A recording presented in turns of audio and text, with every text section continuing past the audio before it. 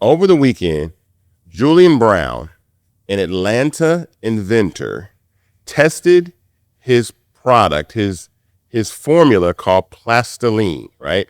And so Julian Brown has been working on this for 5 years to be able to convert recycled plastic into a new form of fuel called PLASTOLINE. And so he had a live event.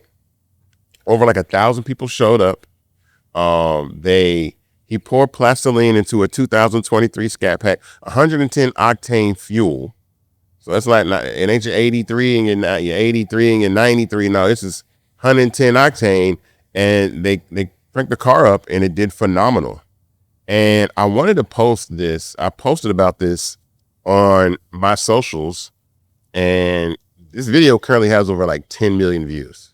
It's incredible. If you don't know Julian Brown, he's been working on this for a long time. He kind of went missing, or everybody said went missing for a while. Everybody's like, where's Julian Brown at? Where'd he go? What happened to him? People thought, the feds grabbing him up or whatever. But I think the real genius of his invention that people don't know is he did this now using solar power. Because I've seen a lot of people online talking about, he's using electricity. It's been done. Paralysis, what is it called? I'm gonna make sure it's like, I can't remember the name of what it's called. But anyway,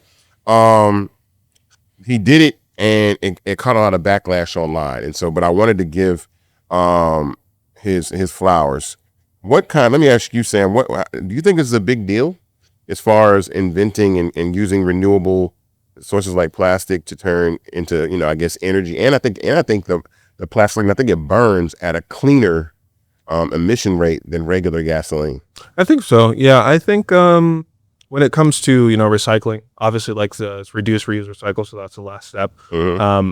But I think anything, especially with a Black inventor, I think anything that we can do to creatively reuse materials that we've already used, I think that's amazing.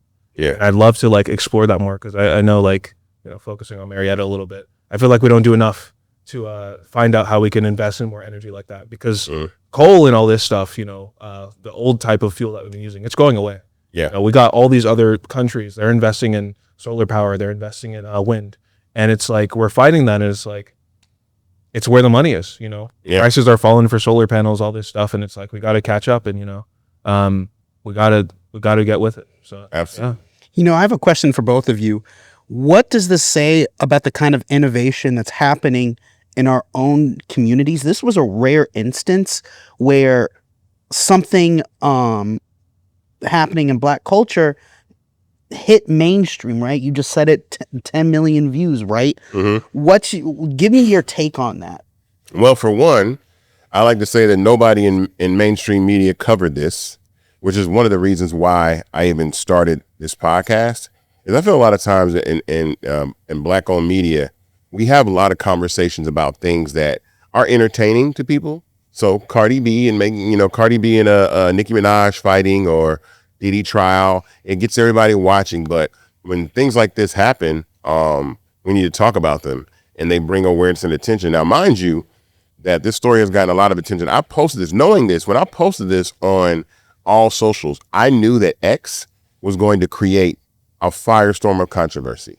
And I posted this on X, and let me tell you, the racists were having a field day on X. I saw. They were saying out. They were saying it was already been done before. They were saying way worse than that. They were just give me an example. They were saying they were just a lot of racial slurs. Like, oh my God, a Black person lights a cigarette, and you guys swear you invented it. All this stuff, and it's funny. But I did that intentionally because I knew that would be a problem for people to accept. Black innovation is something that is commonplace in the United States of America. Here's something though that's interesting. When I post these things all the time, and this is a message to the racists out there. Hi. Hello. Just a question to you guys. Whenever we post something like this, that Black innovation or Black excellence, the one question that we always get from racists is, why does everything have to be about race? Why you got to make it about race? And we don't mention race at all. So how about this?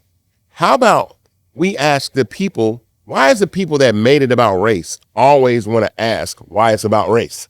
So to the racists out there, ask your great-great-great-grandfather. And if he's dead, then ask your great-great-grandfather. And if he's dead, ask your great-grandfather. And if he's dead, ask your grandfather. I'm pretty sure sooner or later you will find a living relative that's old enough to say, well, it used to be about race.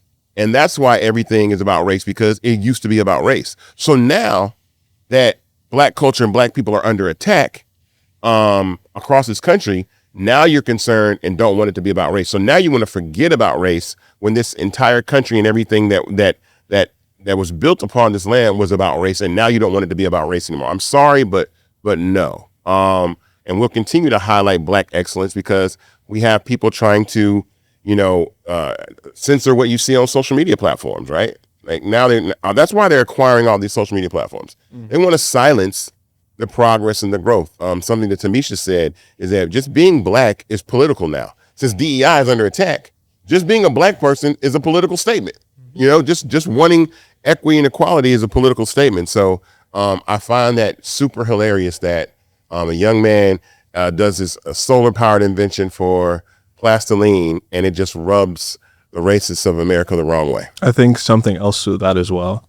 You think of like somebody creates something that's worthless, right? Like, and we got the Trump phone or whatever, he released that, or you have Elizabeth Holmes with the trying to do the drop of blood. Yeah. Like, and everyone goes crazy. You get celebrities involved, you get people in power involved, but every time it's a minority, they get so skeptical. They're like, let me analyze this first. But when it's somebody else, they already have the legitimacy. So they're like, okay, this seems real. They don't do any research or analysis. It's always feels like we're held to a higher standard for no reason. I remember last year when the DEI attacks were ramping up, they're like, oh man, if I see a black pilot, I'm gonna get a little bit scared. Why? Why? They're like, oh, did they really deserve to be in the military? Did you earn that position? I don't know. Why are you asking me? Well, as someone who is a black tech founder in the social media space, trust me, I've had my fair share of criticism, building a product like that. And it's interesting because, again, I know people in the tech space that have been handed $50-60 million to build products that fail very quickly. And grassroots is kind of what fan base has been about, where the people on the platform. I've used this thing called equity crowdfunding to raise money. We've raised over $23 million in 4 rounds to scale and build this company. And so I am no stranger to that skepticism just based off the color of my skin. But also understand this, and also understand that it also poses a threat. Black excellence poses a threat to white mediocrity. And I'm sorry, I hate to say that, but that's the truth. We've seen that throughout history, Yeah. Auburn Street. Yes. We have all these different places around the country, but especially Atlanta. As soon as you start to succeed, they're like, oh wait, not like that. Right. And then they knock you down.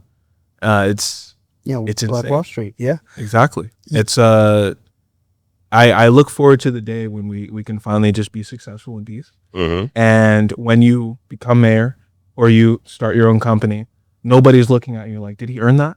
How did he get here? Who gave him that? But they know the truth of that. They know, but they already know that. They know that we worked twice as hard. It's just, again, I think it's just a way of making people feel comfortable. Because it's like, so because it's funny. I mean, I've seen some funny memes online. Because it's like, look, this is the funniest shit I've seen online. I'm sorry. I saw this girl say, hey, when I'm out, I saw a black girl say, when I'm out and I see a white homo person, I don't give them no money at all. Like, how did you fumble white privilege to wind up homeless? Like, what are you talking about? I thought that was hilarious. But it's somewhat a true statement when a lot of the things in this country have been built for white people, and when you manage to see people, even someone like you, like, how are you running for mayor? How did you? I assume, being a systems engineer and going to college, you're a pretty smart guy. I can already tell. And you earned your education, and so you should be proud of that. You shouldn't have to hide it. It shouldn't be anything, and you should be able to succeed at whatever level that you want to succeed based off the work that you put in. It shouldn't have anything to do with what color you are. And that's the pride. And I've seen that in corporate America, even with some of my mentors that have worked in major corporations that are brilliant people, but have also made people around them feel uncomfortable. So I'm supposed to dumb down my intelligence to make you feel comfortable. And we got to stop doing that. And that's not how you get better. You actually push people, iron sharpen iron, steel sharpen steel, whatever. That's what it needs to be.